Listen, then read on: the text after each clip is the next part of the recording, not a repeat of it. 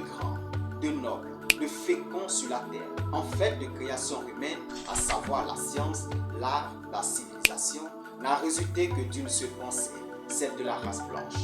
Ce propos n'est pas le mien, sûrement vous l'avez deviné. Il est plutôt de Joseph Atuquelino, l'homme pour qui les Africains n'ont rien inventé, rien du tout. D'ailleurs, comment pourraient-ils le faire avec leur mentalité primitive? Les Africains dépourvus de toute intelligence, de toute énergie de créativité ne peuvent qu'avoir des historiettes basées sur des récits de chasse ou encore des causettes relatives à leurs mangalas volumineux qui sont à la fuite de négresse et cervelée. Voilà des clichés qui ont fini par nous complacer au point d'être convaincus que dans l'ordre de l'univers, nous méritons effectivement la place des derniers et les autres la pole position. L'Europe ne serait-elle pas la productrice par excellence et les Africains les éternels consommateurs attardés de ces inventions? Pourtant, il n'en est rien, car en Afrique, quoique l'oralité soit brisée, ni la science ni l'écriture n'étaient absentes à l'époque.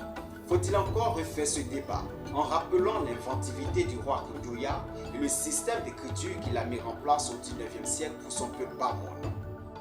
Ndoya est ce 17e monarque de la dynastie Bamoun, qui est né du roi Sangou, le 16e de la dynastie, et de la reine Jadoudié Elisabeth. Et ce jeune monarque avait donc pris le pouvoir à 4 ans à la mort de son père. Et c'est sa maman, donc Jeanne Doudier, qui avait donc assumé la régence pendant une quinzaine d'années. Et ce roi Ndoya a eu aussi à marquer l'histoire du peuple Bamoun par une série d'inventions.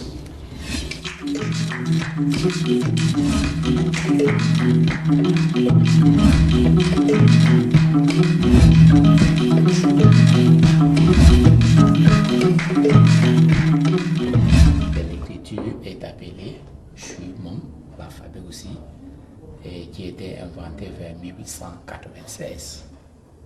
En 510 signes qui étaient des idéogrammes ou des pictogrammes, mais qui étaient très compliqués pour la population, et que le roi décida donc de les simplifier aujourd'hui en 70 signes syllabiques.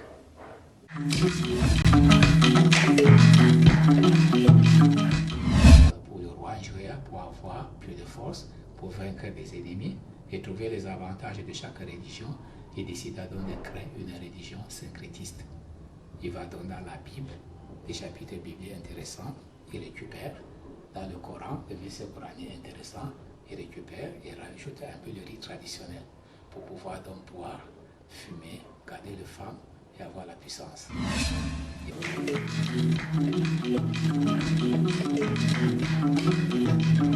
Dans ce cas de roi Ndoya, c'est-à-dire les différentes positions de faire l'amour avec la femme. Et le deuxième chapitre, il mentionne 99 critères pour apprécier la beauté de.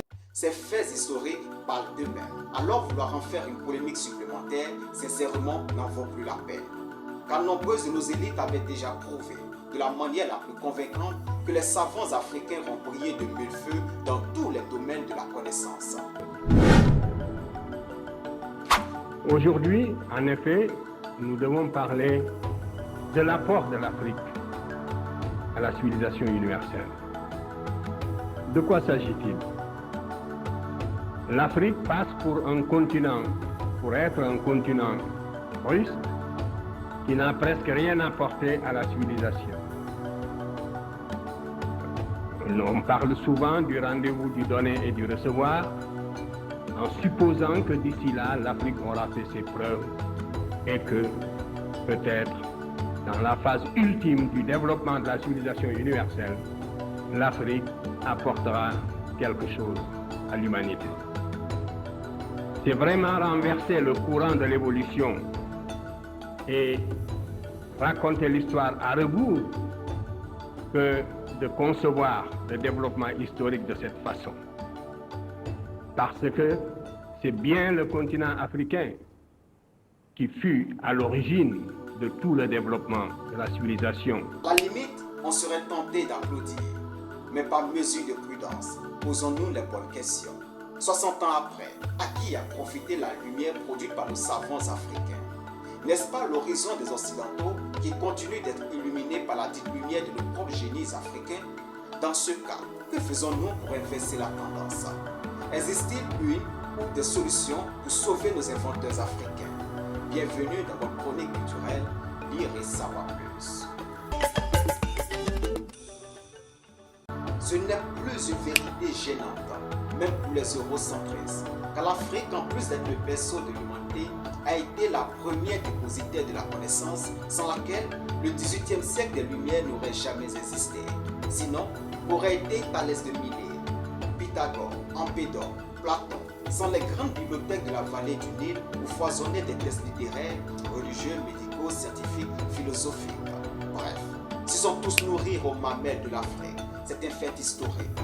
Mais que s'est-il passé pour que l'Afrique, qui est la source du savoir du monde occidental, subitement sombra pour devenir la prenante? Alors que sur le continent, des savants africains, des jeunes inventeurs ne cessent avec acharnement de faire montre de leur créativité. La preuve, déjà dans les années 80, l'Afrique avait encore su faire parler d'elle grâce à l'ingéniosité d'un de ses fils qui a créé des logiciels capables de calculer à une vitesse très rapide, environ 3,1 milliards de données par seconde.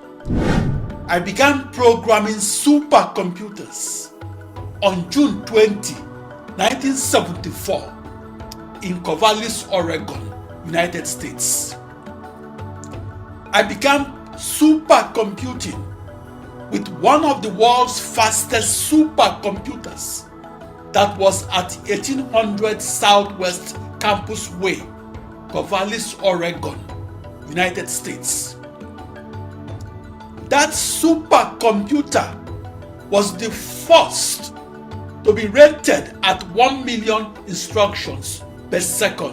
Au-delà de ce supercalculateur qui n'avait jamais été auparavant inventé, ce fut le tour des Nord-Africains, grâce à qui un système informatique de communication a été conçu pour fournir des services de téléphonie, d'Internet et de TV sans usage de câblage. Cet équipement permet finalement, enfin, de libérer l'interprète qui était obligé d'être toujours à côté des deux protagonistes. Et quand vous voyez les conférences, c'est toujours, tout le temps, des installations quasiment de cabines imposantes pour pouvoir y loger les interprètes qui font du présentiel. Aujourd'hui, avec cet équipement, c'est une boîte qui permet d'interpréter à distance. Voilà, va être ici, dans votre salle ici, alors que la conférence se passe à Tokyo, à Washington ou un peu partout. Et il interprète. Et concernant le PWCS, est-ce que vous avez des ordres de prix à nous communiquer? Parce que si on devrait installer le PWCS, par exemple, est-ce que là, vous pourriez nous donner un ordre de prix? S'il fallait déployer la fibre optique sur tout le territoire togolais et déployer le PWCS, ça va être un ratio du millième pour pouvoir déployer les mêmes services, tout ça là, quand on utiliserait le PWCS, au lieu de la fibre optique, qu'on n'arrivera jamais au niveau financier et technologie pour pouvoir l'acheminer à demeure. Est-ce que vous avez déjà proposé votre projet aux pays africains? On a proposé, disons plutôt qu'on va féliciter ceux qui ont aidé à accompagner le processus jusqu'ici. Vous félicitez le Burkina Faso, le Bénin, parce qu'il a été le pionnier, il a pris tous les risques sans jamais rien voir et savoir ce qui va advenir depuis les années 2000. Et le Burkina a parachevé le combat en acceptant avec tous les risques politiques, administratifs, techniques. Quelle créativité fantastique sur fond social, car son adoption en Afrique aurait permis à 783 millions de la population africaine vivant sans connexion d'Internet d'en bénéficier à très moindre coût. Et cela aurait permis d'éviter le projet du coût élevé d'Internet vécu récemment en Côte d'Ivoire. Mais paradoxalement, à l'exception de quelques pays africains, la plupart des États ont opté pour les coûts exorbitants de la fibre optique qui sont estimés entre 30 000 et 60 000 $ par kilomètre. N'avez-vous rien remarqué? Même son pays d'origine, le Togo, serait resté indifférent. Ce fait donnerait alors du crédit à ce adage que nul n'est prophète chez soi. Dès lors, à qui profitera cette invention si ce ne sont aux Occidentaux? C'est un dispositif pilote unique en France. Grâce à ces tablettes connectées entre elles en temps réel, la maîtresse interagit plus rapidement avec chaque élève. Il suffit que je clique sur le prénom pour leur donner la main. Donc seul l'élève qui a été sélectionné peut dessiner sur la tablette. Voici l'inventeur de ce système. Ce scientifique franco-togolais a imaginé un cartable électronique adapté à l'Afrique grâce à la recharge solaire et rêve désormais d'un réseau international. Je laisse ça au soleil. Tout le reste, l'Afrique, l'Amérique, tous ceux qui vont venir suivre votre cours, même en n'étant pas présents ici. Le réseau est fait pour que vous puissiez échanger vos cours, vos connaissances. Voilà, c'est une invention de plus qui s'est faufilée entre nos doigts pour le bonheur des autres. Mais au-delà du domaine de la technologie, les Africains ont prouvé que les savoir-faire n'avaient aucune limite. Car même dans le corps médical, un autre Africain avait inventé la couveuse néonatale connectée, qui est même capable de fonctionner sans électricité. Donc nous, on a tout de suite compris, c'est ça la créativité, qu'il faut une couveuse qui est résiliente d'abord aux fluctuations énergétiques et qu'en cas de coupure, elle puisse rester assez longtemps, le temps que le courant revienne. Et même que dans des endroits où il n'y a pas de courant du tout, que ça puisse fonctionner au solaire. L'autre problématique qu'on a résolue et qui fait la particularité de cette couveuse, c'est l'interactivité qu'on a introduite. Vous savez, chez nous, il y a peu de pédopédiatres. Donc vous avez quelqu'un qui doit gérer 10 couveuses. La couveuse est connectée à son smartphone. Ça, c'est original. Ça veut dire que... Au smartphone du médecin. Voilà. Ça veut dire que il est au marché, il est je ne sais pas où, il peut par curiosité savoir l'état des couveuses. Et si on l'appelle pour lui dire qu'il y a une situation, il peut déclencher une vidéo pour voir qu'il y a une détresse respiratoire et donner les consignes appropriées. Si la majorité des pays africains avaient accueilli chaleureusement cette invention, on aurait comblé en Afrique le déficit de 100 000 couveuses et cela aurait évité de figurer parmi les continents enregistrant le plus grand nombre de décès de nouveau-nés. Mais dommage, encore une fois, nul ne prophète chez soi. Poursuivons avec cette autre invention de ce savant béninois qui a créé des robots médicaux destinés à la chirurgie du genou et du cerveau dans le cadre d'une tumeur. Regardez de vous-même. Bertin Naoum, son nom ne vous dit peut-être rien, mais l'homme vient d'être classé 4e entrepreneur le plus révolutionnaire au monde, juste derrière Steve Jobs ou Mark Zuckerberg, le patron de Facebook, ou James Cameron, le réalisateur.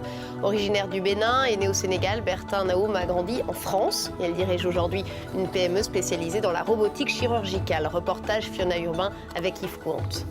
Bertin Naoum dirige MedTech, une PME spécialisée dans l'assistance robotique à la neurochirurgie. Une entreprise high-tech en pleine levée de fonds. Les ventes... Il faut arriver à être plus persuasif que d'autres afin de les inciter à diriger leurs moyens sur notre société plutôt qu'une autre. Comment est-ce qu'on fait ? Et l'atout persuasion, c'est elle, Rosa. Donc là, le robot va se positionner de manière très précise selon la trajectoire pour pouvoir atteindre notre... Un robot capable d'assister un chirurgien lors d'une intervention dans le cerveau. La position. Cette sublime invention est au bénéfice des autres, alors que nos hôpitaux sont en manque de ce type de robot qui aurait permis d'éviter aux chefs d'État africains de payer des frais énormes pour se débarrasser de leurs tumeurs en Occident. Au regard de toutes ces inventions qui ne sont pas des moindres, peut-on dire en toute franchise, pour parler comme l'ivoirien lambda, ziédanzier, que les Africains n'ont pas encore eu la chance de créer leur propre Einstein? Vous souhaitez nous parler aujourd'hui de la nouvelle promotion du Next Einstein Forum, une organisation qui parie sur les talents scientifiques d'Afrique. Oui, c'est une organisation absolument géniale qui a été créée en 2013 et qui se réunit tous les 2 ans. Ils se sont réunis à Dakar, ils se sont réunis à Kigali. Pendant la pandémie, ça a eu lieu de manière virtuelle. Ils vont bientôt se réunir, pas moins de 1200 scientifiques africains. Cette initiative n'est pas mauvaise en soi, non pas du tout, mais formellement réfrise avec le ridicule de penser un instant qu'à ce 21e siècle, l'Afrique n'a pas encore eu la chance de créer son propre Einstein. Non, désolé. L'Afrique en a créé suffisamment, qui vivent et exercent en Occident. Mais les gars, à qui la faute? Doit-on toujours blâmer leur communication quand nos propres chaînes de télévision africaines sont plutôt préoccupées par des buzz ou par la promotion de la médiocrité soutenue à coups de millions par nos autorités? Comment expliquer ce comportement paradoxal de ne pas croire à l'invention de nos génies africains, de refuser de les aider véritablement, alors que les Occidentaux y croient et sont prêts à les financer? Comment expliquer le manque de solidarité qui a occasionné des conséquences gravissimes de la mort précoce de certains de nos génies africains? C'était le cas avec cet Ivoirien, Diaby Didier, dont l'invention aurait été une solution durable dans le domaine informatique, artistique et même médical. Ce chercheur ivoirien pourrait bien bouleverser le monde de la recherche informatique. Didier Diaby collectionne les inventions. Il a créé une dizaine de systèmes dans l'informatique de pointe. Mais c'est cet appareil qui pourrait bien faire parler de lui. Jusqu'à présent, on a recours à des logiciels pour éviter le piratage des CD et des DVD. Cela veut dire qu'il faut des mises à jour régulières.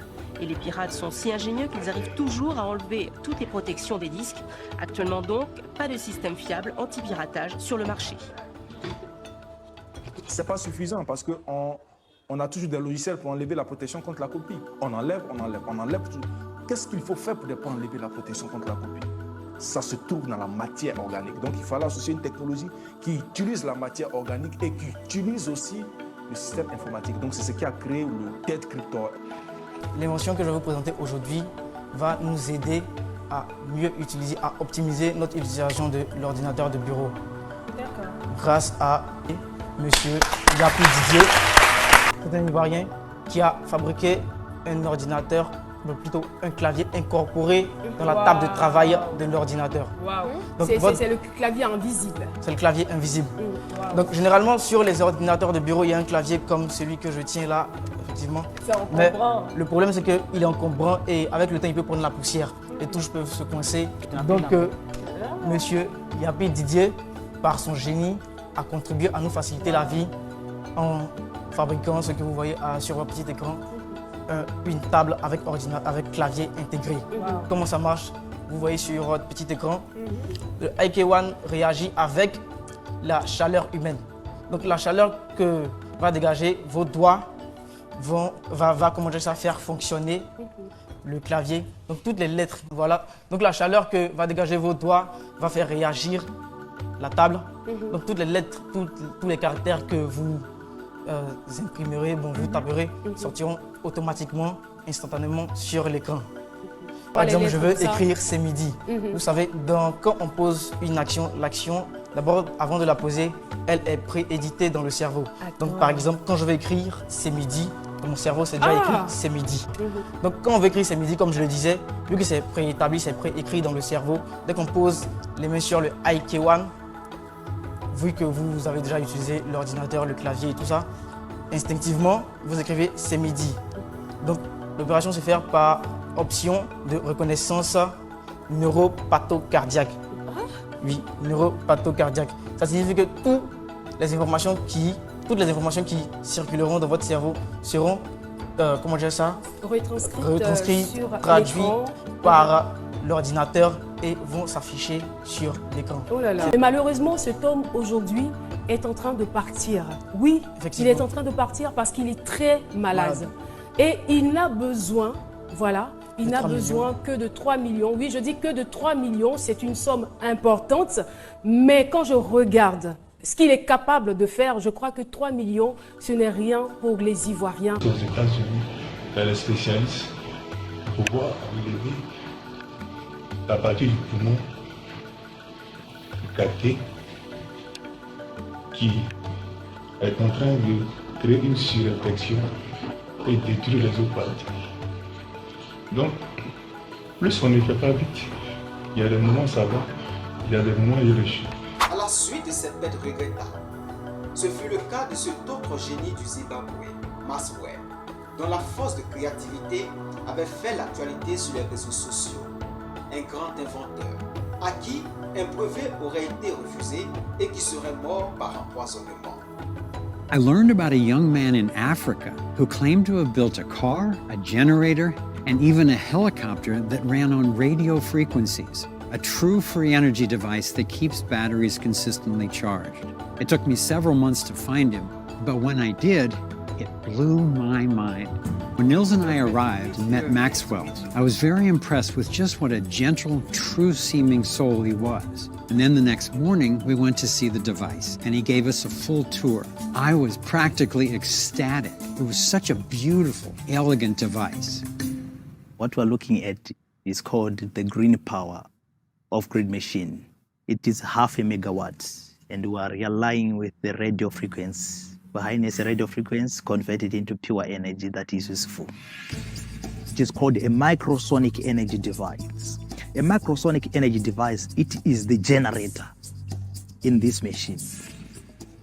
For people who are not familiar with this, 0.5 megawatt, how much will that power in terms of a house or a community or what? We're talking of about 300 standard house homes, that you can power with one machine. So there's no oil burning, there's no fires going on or anything. So where's the energy coming from? We're harnessing it straight away from the natural energy that God has just put in the on our earth.